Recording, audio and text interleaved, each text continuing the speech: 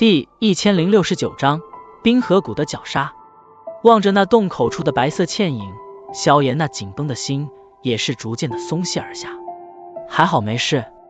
心中低低的自语了一声，萧炎目光便是迅速转向山涧半空的那名老者。老者满头白发，一身白衣，衣袍之上有着许些雪白色的雪花纹路，整个人看去几乎是由里自外的透着一分寒意。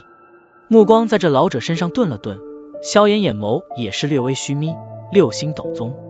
略作沉吟，萧炎视线转下，此刻的山涧周围还有着几十名白影矗立，显然应该也是冰河谷的弟子。他目光扫视了一圈，然后便是顿在了山涧边缘一处凸出来的巨石上，那里还有着2名白衣老者负手而立，而那当先者的那位老者的实力居然也与半空上那人相仿，达到了6星斗。